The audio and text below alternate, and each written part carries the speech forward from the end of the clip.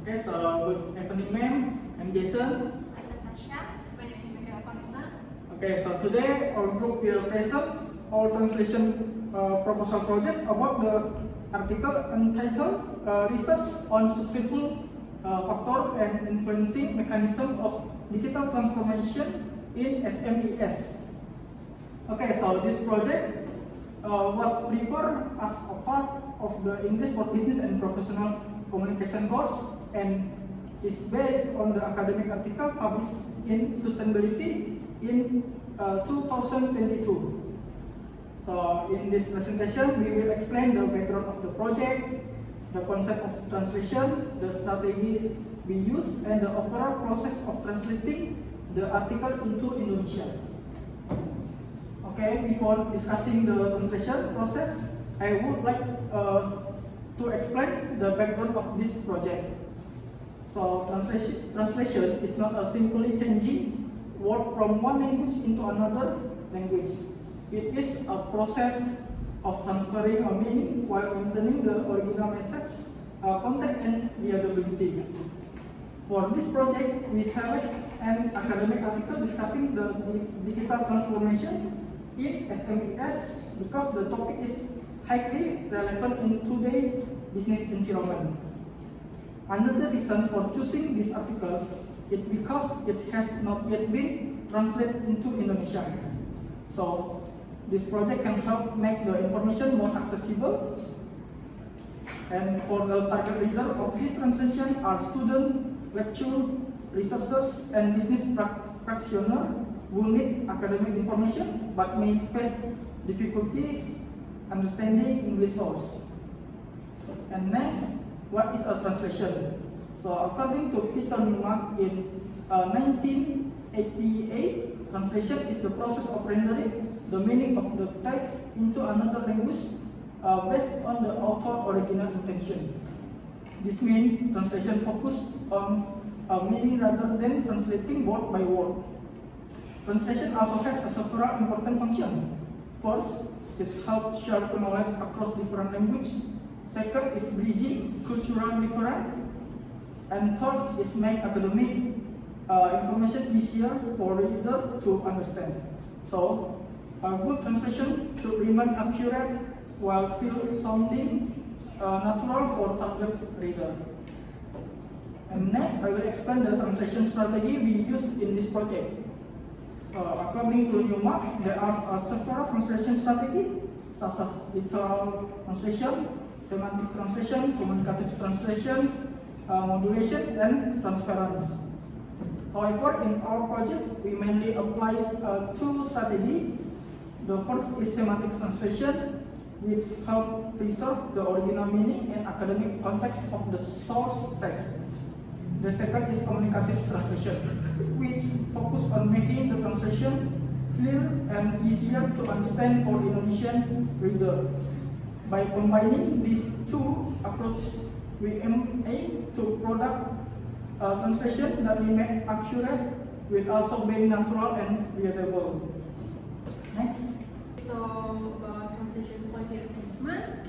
First, after completing the translation, evaluate its quality using the assessment model developed by Nana Baban, Nuraini, and Sumardiono.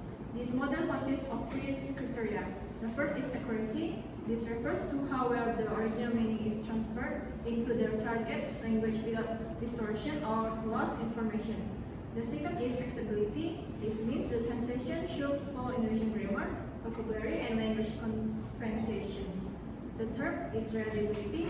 This means reader can understand the translated text easily without confusion.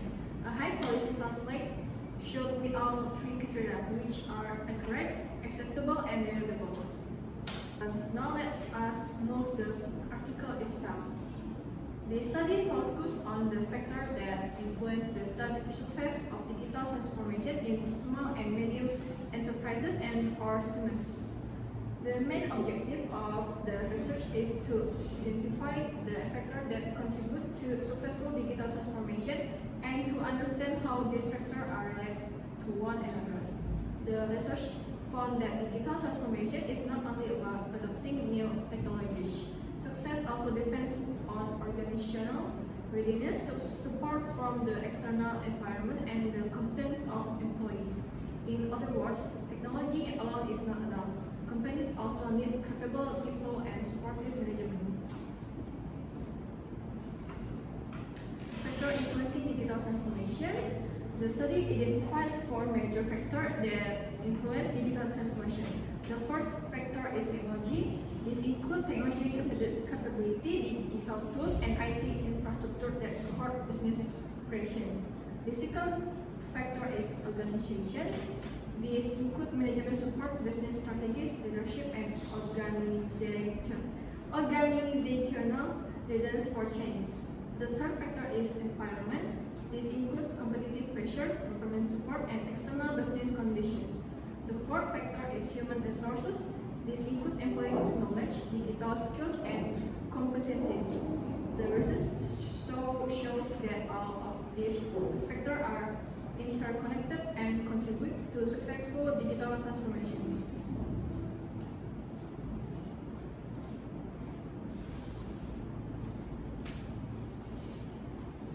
Next is research method and findings. This research collected data from 180 SMEs in China. The research used structural equation modeling or SEM to analyze the relationship between the different factors.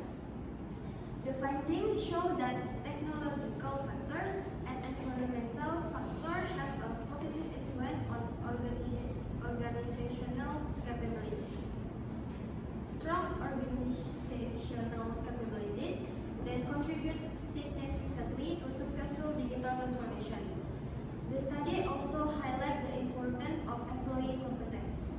Even if a company has advanced technology, it may not achieve success if employees do not have the necessary skills to use it effectively. Therefore, successful digital transformation requires a combination of technology, organizational support, and competent employees. Next, challenges in translation. During the translation process, I faced several challenges. The first challenge was translating technical and academic terms. Example include terms such as digital strategy, IT infrastructure, organizational capabilities, and digital transformation. The second challenge was dealing with long and complex academic sentences.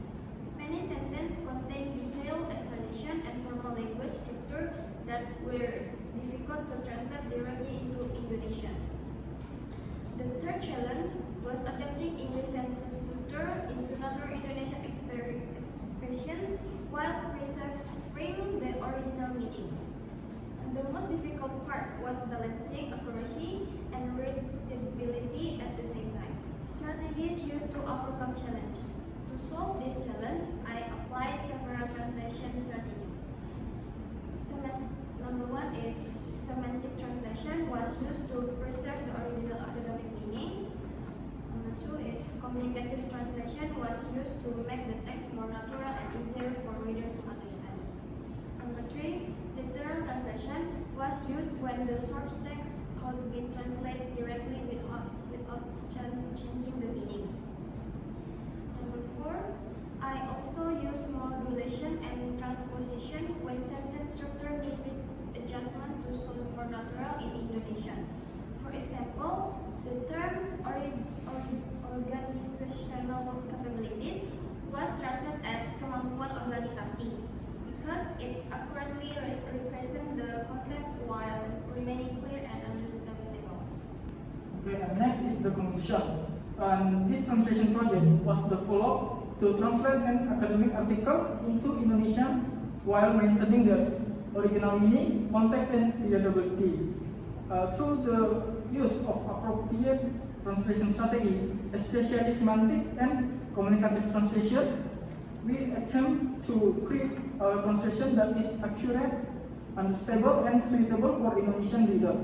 This project also helped improve our understanding of academic translation and show the importance of delivering knowledge across a language effectively.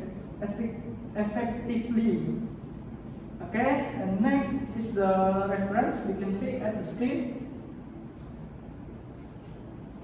And that's all from our presentation, man. Thank you.